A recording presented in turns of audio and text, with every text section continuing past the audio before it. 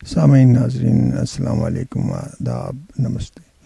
Infection control society کے صحت.نیٹ channel سے doctor حسن نواب آپ کا میزبان آپ سے مخاطب ہے۔ عالمی ادارے صحت کی جانب سے ہر سال دنیا بھر میں 24 مارچ کو تپیدق ٹوبرکلوسس کا عالمی یوم منایا جاتا ہے۔ امسال اس دن کے لیے عالمی ادارے صحت کی جانب سے جس تھیم کا اجرا کیا گیا ہے وہ ہے یونائٹ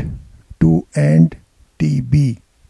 یعنی تپیدق کے خاتمے کے لیے متحد ہو جائیں۔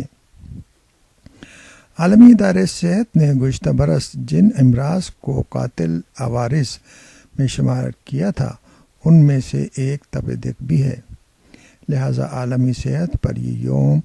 منانے کا بنیادی مقصد بھی نہ صرف اس موذی عارضے سے متعلق شعور بیدار کرنا بلکہ ہر سطح تک آگاہی پھیلانا بھی ہے، تاکہ بروقت اقدامات سے قیمتی جانوں کو ضائع ہونے سے بچایا جا سکے۔ تپیدق جو سیل یا دق بھی کہلاتی ہے، انسانی تاریخ کی سب سے قدیم اور متعدی بیماری ہے جو ایک مخصوص جراثیم مائکوبیکٹیریم ٹوبرکلوسس کے سبب لاحق ہوتی ہے۔ انٹرنیٹ پر جاری شدہ ایک رپورٹ کے مطابق کرۂ ارض کی کل آبادی کے 1/3 افراد میں یہ جراثیم پایا جاتا ہے، تاہم یہ ان افراد کو متاثر نہیں کرتا بلکہ کچھ مخصوص افراد ہی اس مرض کی لپیٹ میں آتے ہیں۔ یہ جراثیم، یہ bacteria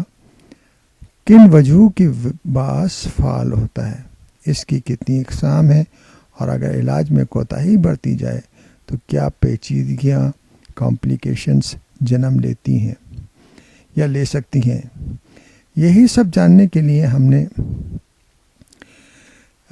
health and fitness section سے سنڈے میگزین، جنگ کے سنڈے میگزین سے استفادہ حاصل کیا، جس میں یہ مضمون ڈاکٹر محمد عرفان نے کہ سوال جواب سے سیکشن سے ہم استفادہ حاصل کرتے ہوئے آپ کو بھی معلومات دینا چاہیں گے، تاکہ آپ کے کو اس مرض سے آگاہی ہو۔ لوگ یہ سمجھتے ہیں کہ ٹی بی کے مسائل جو ہے حل ہو چکے ہیں اور اب تو ٹی بی کا کوئی مسئلہ ہی نہیں ہے، لیکن بہتر یہ ہوگا کہ ہم اس مرض کے بارے میں معلومات حاصل کر کے اپنے آپ کو، اپنے فیملی کو اور اپنے بچوں کو، اپنے دوستوں کو اس مرض سے بچائیں تاکہ وہ صحت مند رہ سکیں اور بیماری سے بچ سکیں۔